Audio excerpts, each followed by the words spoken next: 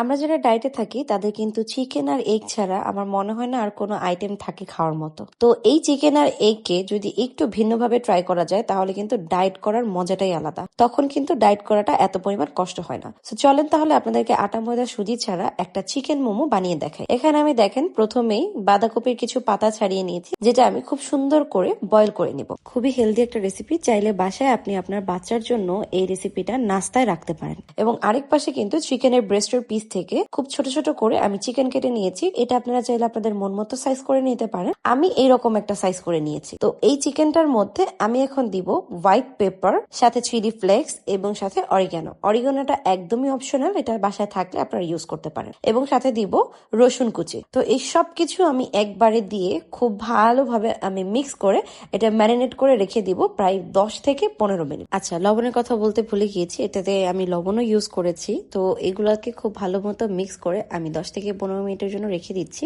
আপনারা চাইলে ইনস্ট্যান্টও এটা বয়ল করে ফেলতে পারেন। তো 10 থেকে 15 মিনিট পরে আমি দেখেন খুব হালকা পানি দিয়ে কিন্তু এটাকে আমি বয়ল করে নিব। এতটুকু পানি দিব যে পানিটা এই চিকেনের সাথে শুকিয়ে যাবে। পানি কিন্তু রাখা যাবে না, কারণ আপনি যদি পানি রাখেন তাহলে কিন্তু পানি ছেঁকে ফেলে দিলে এটার ভিতরে কোনো মশলা বা কোনো কিছুই কিন্তু প্রোটিন বা কিছুই থাকবে না। সেখানে খুব সুন্দর করে দেখেন আমি এটাকে বয়ল করে সতে করে নিয়েছি। এবার আমি আরেক পাশে এই যে পাতাগুলো আমি বয়ল করেছিলাম, মানে বাঁধাকপির পাতাটা, সেই পাতাটা খুব সুন্দর করে কিন্তু মোমোর পুর বানিয়ে নিব। মোমোর পুর বানানোর জন্য কি কি করতে হবে সেটা আমি ভিডিওতে কিন্তু আপনাদেরকে দেখিয়ে দিচ্ছি। তো আমি একটা দেখালাম, মনে হচ্ছে একটা দেখালে হবে না, আপনাদেরকে দুইটা দেখাচ্ছি আমি, তাহলে আপনাদের জন্য ইজি হবে। আর দেখেন এটা দেখতে কতটা সুন্দর লাগে, মানে একটা আটা ময়দার যেই মোমোগুলো থাকে সেই মোমো থেকেও কিন্তু এটা দেখতে যেমন সুন্দর তার চাইতেও বেশি মজাটা খেতে। তো দেখেন এরকম সুন্দর করে অল্প করে চিকেন দিয়ে, বেশি চিকেন দেওয়া যাবে না তাহলে কিন্তু ফেটে যাবে। তো এরকম দিয়ে এই যে দেখেন আমার এটা কিন্তু অলরেডি ফেটে গিয়েছে, এটাতে আমি বেশি চিকেন দিয়ে ফেলেছি। এরকম সুন্দর করে 4-5 দিয়ে এরকম পুর করে নিতে হবে। মনে রাখতে হবে এটা কিন্তু ভাঙলে চলবে না। এখানে আমি একটু বেশি চিকেন ইউজ করে ফেলেছি, যার কারণে ভেঙে গিয়েছে। ভাঙলে কিন্তু এটা যখন আপনারা আবার এটা স্টিম করতে যাবেন তখন কিন্তু প্রবলেম হয়ে যাবে। তো এরকম করে প্রত্যেকটা আমি মোমো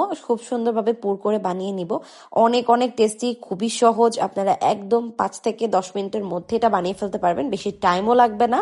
আর বাচ্চাদের জন্য চাইলে কিন্তু নাস্তায় এই আইটেমটা রাখতে পারেন।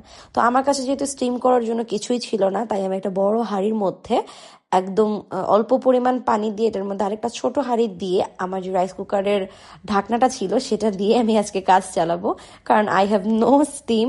তো এটার মধ্যে দেখেন খুব সুন্দর করে কিন্তু আমি এটাকে স্টিম করে নিব। এখানে একটা কথা হচ্ছে, আমি এখানে স্টিম করেছি এটা আরেকটু টেস্টটা বাড়ানোর জন্য। আপনারা চাইলে কিন্তু স্টিম ছাড়াও খেতে পারেন, বিকজ এখানে যেহেতু পাতাটা অলরেডি বয়েল করা, চিকেনটাও অলরেডি বয়েল করা, সো এটা আপনারা চাইলে কিন্তু কাঁচাও খেতে পারবেন। এটা আপনাদের উপর ডিপেন্ড করে, তবে বয়েল করে নিলে এটা টেস্টটা আরো বেশি বেড়ে যায়। তখন গরম গরম থাকে, খেতেও খুব মজা লাগে, একদম মোমোর মতো লাগে। তো দেখেন রেসিপিটা খুবই সহজ, খুবই অল্প সময় লাগে। সো এরকম আরো ভালো ভালো কিছু রেসিপি পেতে হলে কিন্তু আপনাদের আমার পেজে ফলো করতে হবে, সাথে আমার ভিডিওটা লাইক করে কমেন্ট করে আমার পাশে থাকতে হবে। সো দেখেন এখানে আমি একটু পরপর কিন্তু উল্টে পাল্টে দিচ্ছি। ঠিক এইভাবে কিন্তু আপনার 2 থেকে 3 বার উল্টানো পাল্টানো হয়ে গেলে কিন্তু এটা রেডি হয়ে যাবে।